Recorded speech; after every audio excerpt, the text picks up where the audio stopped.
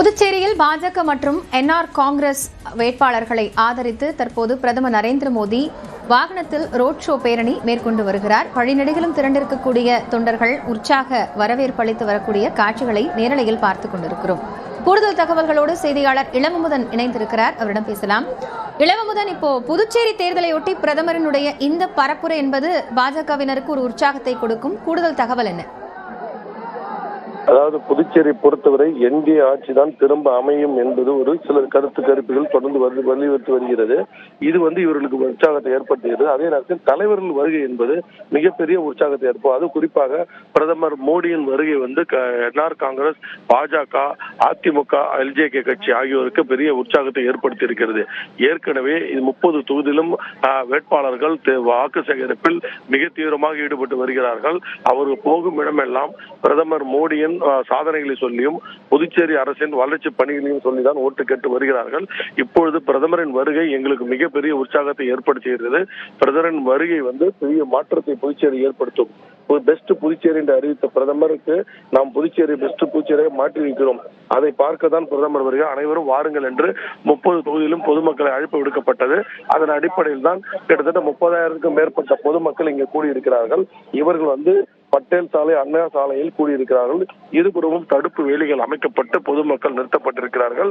அவர்கள் பாரதிய ஜனதா கட்சி கொடி, என்ஆர் காங்கிரஸ் கொடி, அதிமுக கொடிகளோடு பிரதமருக்கு உற்சாக வரவேற்பை அளித்து வருகிறார்கள்.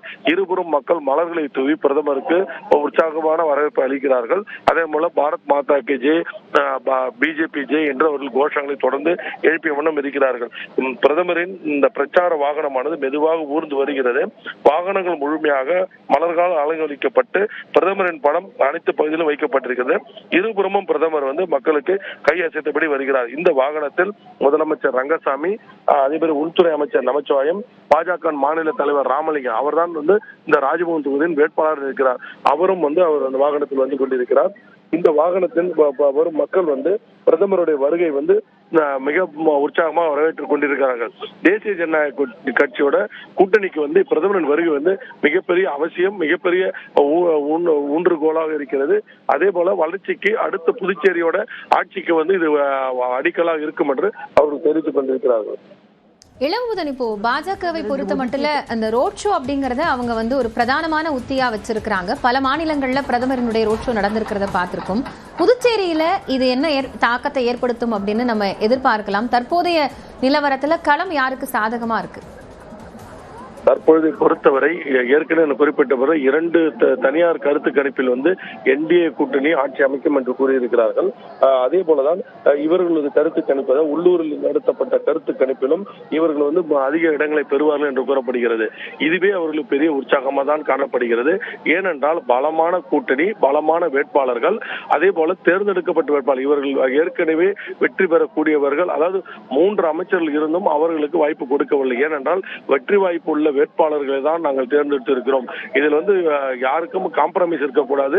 வெற்றி பெற வேட்பாளர்களை கண்டிப்பாக தேர்வு செய்ய வேண்டும் என்றுதான் இந்த கூட்டணி ஏற்கனவே திட்டமிட்டு அதற்கேற்ப நடந்தது.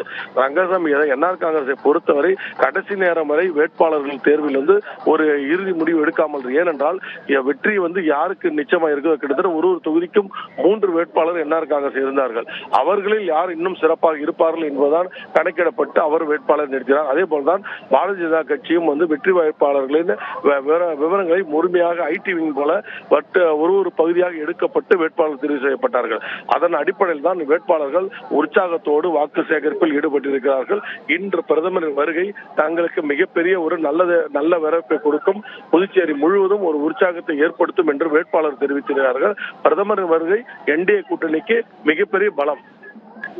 நன்றி இளவமுதன். கூடுதல் விவரங்களுக்காக மீண்டும் இணையலாம்.